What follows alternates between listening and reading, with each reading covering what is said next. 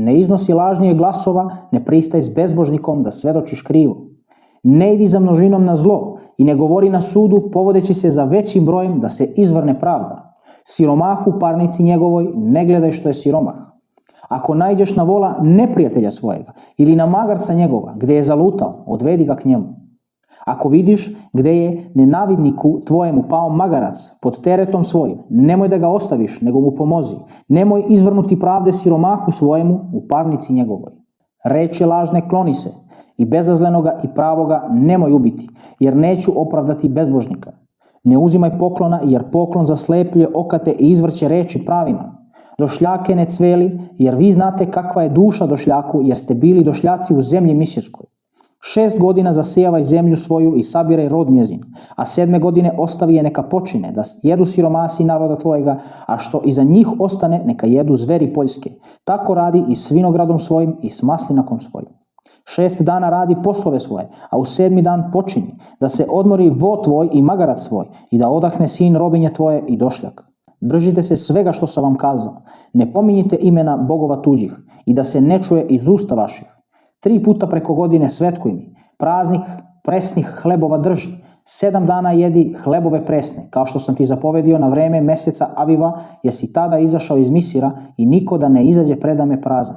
I praznik žetve prvina od truda tvojega što posiješ u polju svojem, i praznik berbe na završetku svake godine, kad sabereš trud svoj s njive. 3 puta preko godine, sve muško tvoje da izlazi pred Gospoda Boga. Krvi od žrtve moje ne prinosi uz hlebove kisele i salo praznika mojega da ne prenoći do jutra. Prvine od prvoga roda zemlje svoje donesi u kuću Gospoda Boga svojega. Nemoj kuhati jagnjeta u mleku majke njegove.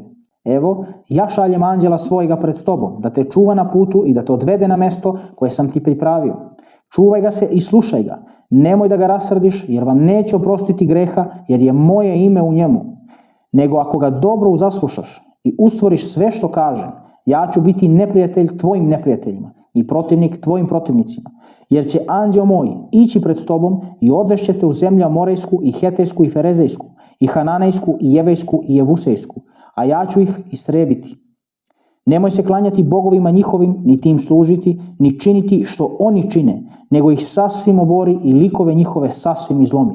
I služite Gospodu Bogu svojemu i on će blagosloviti hleb tvoj i vodu tvoju i uklonit će bolest između vas. Neće biti pometkinje ni nerotkinje u zemlji tvojoj i broj dana tvojih napunit ću. Pustit ću strah svoj pred tobom i uplašit ću svaki narod na koji dođeš i obratit ću k tebi pleći svih neprijatelja tvojih. Poslaću istršljene pred tobom da teraju Jeveje, Hananeje i Heteje ispred tebe. Neću ih oterati ispred tebe za 1 godinu, da ne opusti zemlja i da se zveri poljsko ne namnoži na tebe. Pomalo ću ih odgoniti ispred tebe dokle se ne namnožiš i zauzmeš zemlju.